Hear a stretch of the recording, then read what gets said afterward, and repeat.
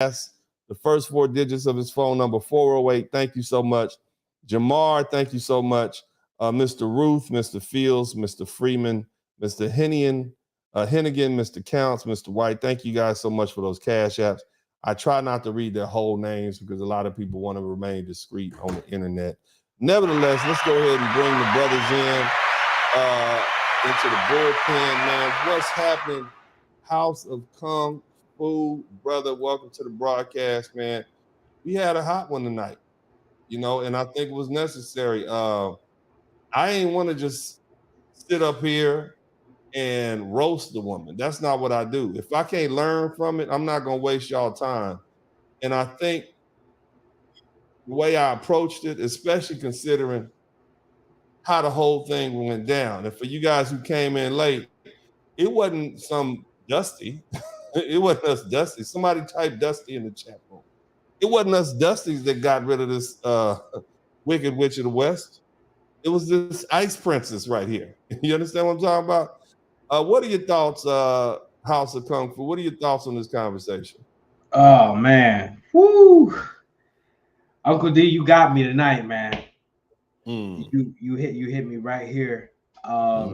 I honestly thought we was about to go in, and you did, and it felt good, but you went a level deeper, and it just reminds me of a saying that's in the art of war, and it says, "If you know your enemy in about 1,000 battles, you won't be defeated." And we know who our enemy is now. And I'm personally, if I get a chance to just rant for a little bit, man, I'm kind of upset about myself because it's been in my face for so long. I always had this deep feeling, with my aunts and my mom and my grandma and other black women, just from looking at you, it's just like this disdain. And I'm just like, I'm not even doing anything. The mere fact that I'm walking around with my head up and I'm smiling, I can see them like get mad. Right. And it's right. Go ahead, brother. Get it out. and it's just like, and I'm thinking about the times that I'm just growing up and noticed little terms that never really got to me, like black girl magic. I never thought, like, how come there's no black boy magic? I think about the times where I could barely get $20 from somebody in my family from trying to start my own business, yet my little cousin gets a car, and this girl gets a car bought for her. Even after she crashed it, she still got another car bought for her. You see what I'm saying? So it's little shit. Sorry, it's little shit stuff like that that has really just started to like bring up to the surface. And man, if we don't continue to come in here and come together like this and be on code for really the first time in history since the 50s, and that podcast you're talking about, the commentary, what was that channel's name? The I forget the brother's name, man. Something commentary.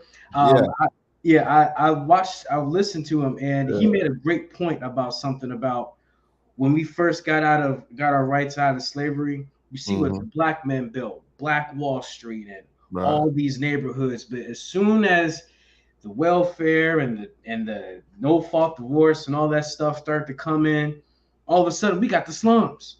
As soon as it was put in the hands of black women, we in the slums now. But when we first got out with no college degree, none of this high level education, we had real strong foundational neighborhoods up until 40 or 50 years ago. And if we don't recognize this enemy and weed it out now, it's only gonna get worse. And you see it in the music. You see it in everything. And the last thing I'm gonna say about this is that for so many years the term you thrown in their face, oh, who hurt you, and all that bull stuff, man. And it's always been like shame to admit you're hurt. Right. And I think we can switch that narrative right now because let me explain this because I want to get these other brothers. But yeah, shout out to Accountable Commentary. Sorry, I found him in the algorithm. He had did this commentary about generally me getting rid of some of these trolls. And I said this earlier. I invite opposing arguments. I like that. I don't want to be somebody in a circular firing circle where we're just saying the same things to each other. I like people to interject and have opposing views, well thought out opposing views. Just because I challenge someone on their opposing views doesn't mean I don't agree with them. I just want them to hone it. You see what I mean? Yeah. Now, when you have somebody like Cynthia G, that's just hate. You see what I mean?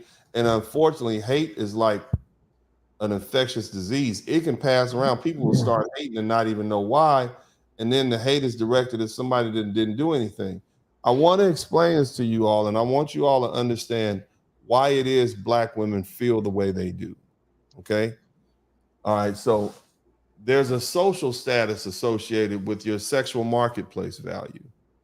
All right. It doesn't matter your money, it doesn't matter how you look.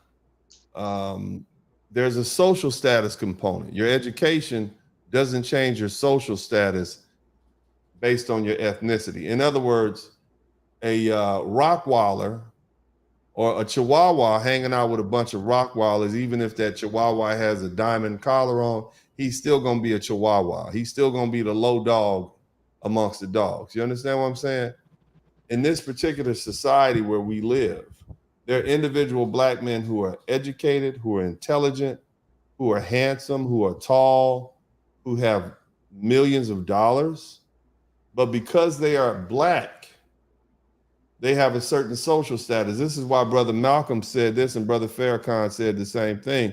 You will never rise as high, and I think Elijah Muhammad said, Honorable Elijah, you will never rise as high as the lowest among you. And what he was referring to was your social status. So Black men on the totem pole of social status is not where the white man's social status is.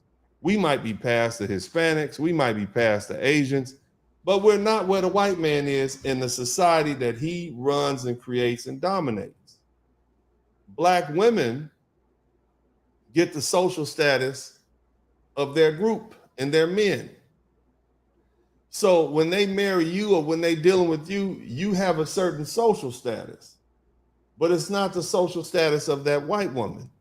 And they look at her like, hey, I'm just as good as you. I'm entitled.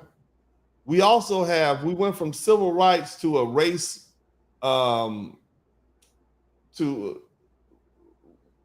civil rights, unfortunately, took a turn somewhere. And then we took another turn with the entitlement programs. And so now we have a generation of women who feel entitled. You understand? Yeah. Not only do they feel entitled as women, but they feel entitled to have what the white woman has. BGS calls it white womanhood. They want to be white women. And so because you can't give them that social status that that white man gives them, guess what happens? They're angry with you. They feel like they're being cheated. And if you look at how, in other words, let's speak like you're not the alpha male in this society. The alpha male gets the best treatment. He gets the females to submit to him. The white man is the alpha male. If you listen to Cynthia G, she speaks the truth from their perspective. She said to somebody, the richest Black man will never be higher than the lowest white man. And what she's referring to without knowing is the social status. So you may have a billionaire Black man and some dude that just delivered your pizza from Uber Eats, and she's saying he has a higher social status than this Black man. That's what she said. She really means that. To her, that white man is the alpha male. You're the beta male. You know what females do to beta males? They shun them. They bite them. They ostracize them. They put them away. They try to kill them if they can. That's what you're dealing. That's the hate you're dealing with. You're dealing with women who are on a primal level. Their sole concern is their social status. They can't have what that white woman has. They've grown up in society where they feel entitled. We got a bunch of entitled Black American princesses who feel as though they should have what Snow White had. And that's the mentality you're dealing with. And you're going to keep getting this hate. You're not going to change that. You cannot make these women happy. This is a wash. You can try to rehabilitate them if you want, but they still are all soaking in that same bath in this particular culture that we live in. I hope I'm making this clear. This is how futile the problem is. Those of us who've I've been married to a foundational Black American woman. I've only dated foundational Black American women. My mama was a foundational Black American woman. I know this culture inside out. There's a lot of our pro-Black brothers. Shout out to Dr. T. Hassan Johnson. He said, he and I talk.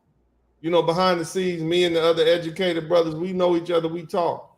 We do our own thing. You see what I mean? But he said, man, I'm gonna tell you something. I was all the pro-Black guys from the 80s, 90s, whatever, 2000s. They all end up marrying women from the diaspora. They all end up marrying African women. Because remember, these women come from a culture where the men that look like them dominate the society. Right. So those men are the alpha males in that society. So they have a healthy respect for Black men. And that's why we are able to go over there and get treated like that. Here you get treated like a beta male, even if you're rich. If you 6 feet tall with a six pack and you make $600,000 a year, they're still gonna treat you like a beta male. If you're a Black man, they're gonna still move the goalposts. This is what you brothers have to deal with. It's futile. I'm a 6'4" Black man who hasn't made less than $1 million a year since 2014. And I still get treated by Black women like I'm a secondary citizen. So it's not going to change. You can keep trying, you can keep running on that hamster wheel as long as you want, but if you want to be treated like a man, most of y'all don't know what it's like to be treated like a man. You're going to keep getting that Cynthia G. Dusty treatment as long as you remain in this country, as long as you remain in this culture. It's not going to change. And that's how futile it is. And on top of that, you got these women raising your sons and infusing that self-hate in them. You want to know where self-hate comes from? Your mama telling you you're a nappy-headed, no good ass N-word, and you look just like your daddy. That's where it comes from, man. I'm just saying. I know, I know you brothers want to talk, man. Let's get my man Jarin in here, and then we're gonna let Rude Boy Dundada talk for a minute. I think I said a lot, but go ahead, John. What else what you got, man? Welcome back. Hey man, it's good to see you again. It's been like a while, since I haven't been in your live stream, And for this situation of Cynthia G, I am shocked that her channel is down the drain. But let me say this. I do not feel sorry for her. And I'm going to explain to you why. Because women like her, based on her hatred towards Black men and cares so much about other brothers dating out, her actions will have serious consequences. And yeah, I agree. I agree. I mean, how many little boys how many Black men have lost their children because their Black girlfriend or wife was listening to Cynthia G while she was pregnant? And how many brothers have lost their job? I agree exactly with what you're saying, man. There has been some consequences, and so yeah, but it was for a while. It's that necessary evil. We can point because otherwise nobody believes you. Nobody believes that any woman can be that bad. When you go around the world, it wasn't until Kevin Samuels put that dysfunction and that hatred on display that the world saw what Black men had to deal with. So you on point, but it was a necessary evil. And so now at this point, what's the source of it? You see, that's what we want to do. Let me get to my man Rude Boy Dundada, and then we're gonna, go ahead, Rude Boy. What you gotta say? You got a few minutes, bro. Go ahead. What's up? Go ahead, brother. Talk. You got a few pictures of them in there doing that. Yeah. What would you like to add, young brother? But no, look, hey, I wanted to speak on when you was talking about there's a difference between like and you said it was like something in common, and having a like opposites attract. Yeah, you're right. Yeah, I wanted to speak on that, right? Things you share and like keep you together. Yeah, yeah. Go ahead. So look, I don't know if you are you familiar with esoteric knowledge? I am not, but I want to kind of stay on the subject matter here, man. Make it brief for me because I got to get out of here in less Okay, than. all right, cool. All right, a little bit, right? So look, that which is like on itself is drawn onto itself in all Mm, forms. In all forms of matter and energy are attracted to that of a like vibration, right? hmm Like attracts like, but when it comes to the sexes, it's polarity because opposites attract each other. So Well, you bro, was I right. don't want to. I don't want. Yeah, I can't. You way up there, man. You up here somewhere above the roof. You know what I'm saying? Maybe we should. Maybe we should talk about that on another conversation because I just Okay. want to wrap this thing up. Look, man, the pus pimple Cynthia G has been removed from YouTube, but the underlying infection remains. Okay, she was just a symptom of what's there, and y'all need to be aware of that. It's not gone. It's still there. Now you just cut the head off of it, but the infection is still in the body of the black society politic. You understand what I'm talking about? Nice Lord, Mhm. stand up. Be aware that it's there. You understand? It's not gone just because it's disappeared. You brothers need to you need to understand what you're dealing with. You need to inoculate yourself, whatever herbs and I want you to meditate, get you talk to my man Rude Boy Dundada, get them chakras aligned to deal with this health issue. You see what I mean? But the good thing is now it's undeniable. They can't say, "Oh, you black men are just whining. Y'all are making this." The next time you get that idiot Michelle Obama who gets on TV and say black women are spoiling their children, spoiling their black sons, they say, "You think this crazy ass broad Cynthia G has been spoiling black, but you think anybody to follow her ass? Hell no, no, not at all." But in the meantime, brothers, keep the healing going. I know what you've been through. I heal myself by being good to my children. That's the only thing you can do to get over there. You are not going to be able to relive that past. That silly woman that raised that birthed you out after your father gave you life, because life comes from the father. All that comes out of a woman every month is death. You understand? If it wasn't for that life that flowed into your father from your father, it would be nothing. But either way, man, shout out to Randy Irvin, shout out to Charlene Carell and Kelvin. Big shout out to my man ERBS 305. I appreciate you. He said, keep going, Blizzard King. You definitely cooking today, man. We barbecuing, man. But shout out to these young brothers who came through. I want to get my man John back in here sometime in the future so we could chop it up. I had to cut him off a little bit. Rude Boy, House of Kungfu, man. Good to see you, young brothers. Other than that, man, this is Uncle D. And as I always said this time, I am out of here. Okay. Bam. Okay, y'all be cool.